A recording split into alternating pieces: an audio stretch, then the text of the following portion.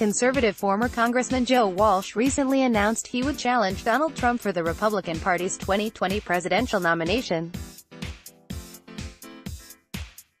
Challenging an incumbent president is not new. Both Gerald Ford and Jimmy Carter faced very significant challenges when they sought a further term. But Trump's hold on Republicans suggests that no challenge is likely to succeed. For the Democrats, however, the race to oppose Trump is now wide open and bitter. The American political system allows participation through primary elections in ways unknown in our tightly controlled party system. Read more. 24 candidates, one big target, and a crowded Democratic field. Who can beat Trump? Millions of voters take part in choosing the candidate of their party. This can have strange consequences. Some of Bernie Sanders' supporters were so disaffected by the nomination of Hillary Clinton that perhaps 10% of them voted for Trump. Candidates must damage their opponents without providing ammunition that can be used against their party in the November elections. Presidential primaries stretch across the first half of 2020.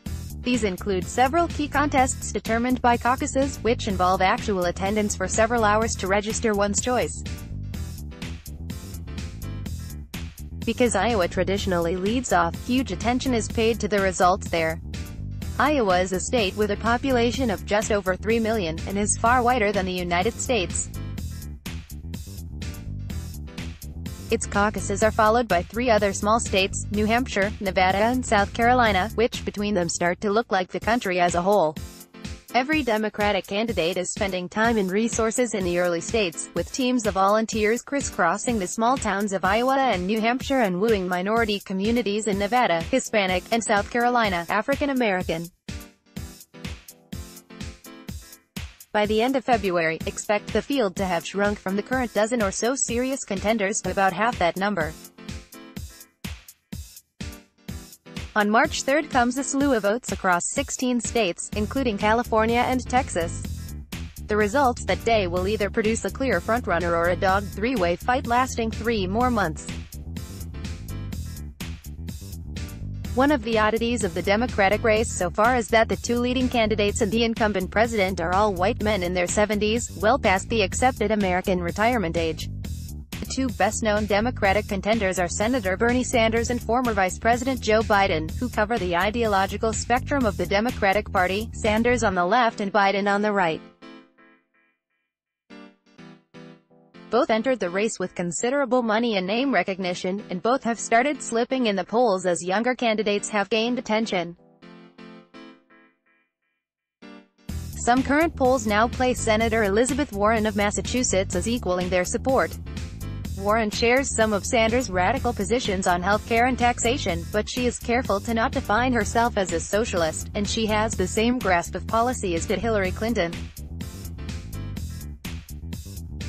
Trump would undoubtedly campaign against Warren as another East Coast liberal, invoking the failure of 2 previous candidates from Boston, Michael Dukakis and John Kerry.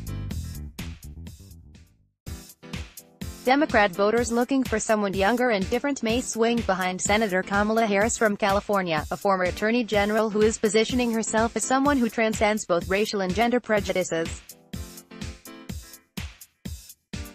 Kamala Harris is another Democratic runner polling well. AAP, EPA, Elijah New polls in Iowa and New Hampshire show Harris and Pete Buttigieg as the only other candidates who consistently poll over 10%. Buttigieg is the unexpected dark horse, gay, young, ex-military and mayor of South Bend, Indiana, which is smaller than Geelong. He far outpolls more experienced candidates. One of them, Kirsten Gillibrand, has already withdrawn.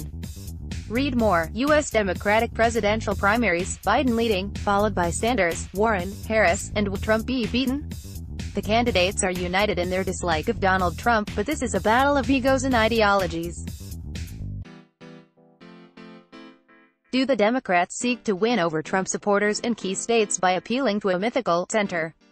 Do they try to win over Republicans, particularly educated women who made up some of the base for their victories in last year's House of Representatives election? Or do they concentrate on potential supporters among the young and minority communities who are less likely to vote? In a country where fewer than 60% of those eligible bother to vote, the last option would seem the most viable, but that requires candidates who can speak to the disinterested and the disenfranchised. Both racism and sexism played a role in Trump's victory, and Biden's current lead in the polls suggests many Democrats feel an older white man is their safest choice. But if the Democrats are to galvanize young and minority voters to turn out, they need a candidate who is clearly very different to Trump. The Electoral College system means that winning the popular vote, as Clinton did, does not guarantee victory. In key Midwestern industrial states, the vote may well be determined by the consequences of Trump's current economic policies. Much can change before Democratic supporters start declaring their choice in 6 months. Several of the also-rans may surprise us. Maybe one of the frontrunners will drop out. Were Bernie Sanders to withdraw and throw his support to Elizabeth Warren, she would become the frontrunner. It's less clear where Biden's supporters would go, but if he polls poorly in February, he is likely to fade away. At this point in 2015, pundits were predicting a presidential race between Clinton and Jeb Bush, with Clinton favored to win. Nothing in politics is predictable. Let's block ads. Why?